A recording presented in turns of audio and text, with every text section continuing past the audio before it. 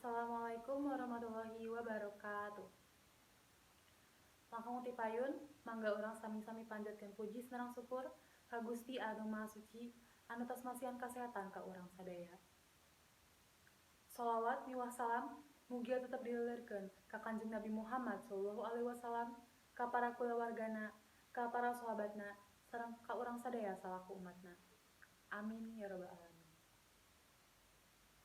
Nepangkeun wasta abdi dara Bunga Syanedi ti kelas 11 IPS 4. Abdi di dieu nyanggem tugas janten panumbu catur ngahaturkeun nuhun ka para pangjejer, ka para pamilon anu tos nyempetkeun waktosna hadir dina ieu acara. Supados teu nyangkolong kana waktos, hayu urang ngawitan ieu acara ku maos basmalah. Bismillahirrohmanirrohim. Para pangjejer sareng para pamilon anu kusim kuring nepi ka hormat, sataacana urang lajengkeun ieu acara, sim kuring sejenepangkeun para pangjejer anu bade ngadugikeun kumandangna.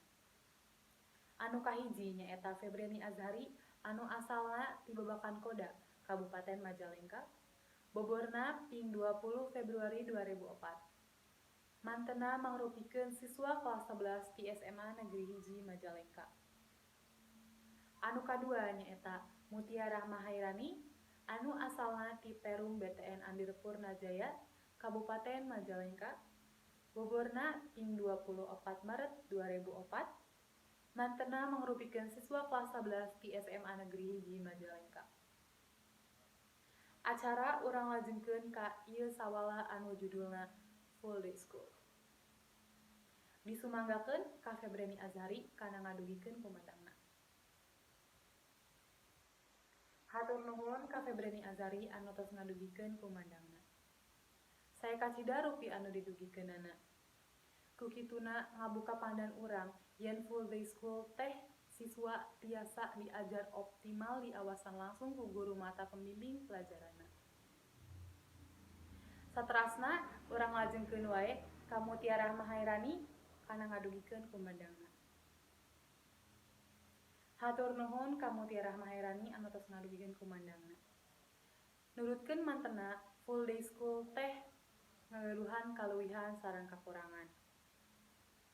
Tos kawajiban urang salaku pelajar kedah tiasa ngabagi waktu, mana waktuna diajar, mana waktuna nikmati masa muda, supados masa muda urang teh henteu sia-sia.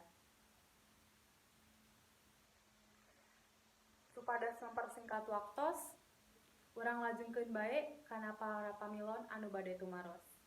Ngan ukur hiji pertanyaan saorang. Dina ngadukeun patarosanana, kedah ngacungkeun pandanganna, teras nyebatkeun namina. Disumanggakeun ka Zefira Sapakomara kana patarosanana.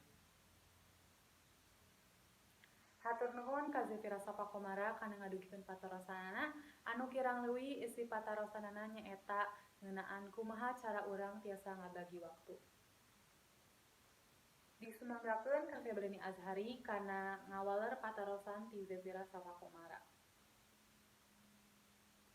Hatur nuhun ka Febriani Azhari anu tos ngawaler eusi patarosan ti Zefira Komara nyaeta kirang leuwih eusina nu kahiji urang kedah terang skala prioritas urang naon, anu kadua urang kedah terang tugas urang janten pelajar jadi nyaeta urang kedah senantiasa diajar, sareng anu terakhir nyaeta urang entong nyanyiakeun waktu kana hal anu henteu penting. Hadirin anu kusim kuring nepi ka hormat, teu karaos ieu acara teh parantos rengse. Ti awal dugi ka akhir ieu acara kalaksanakeun kalayan lancar.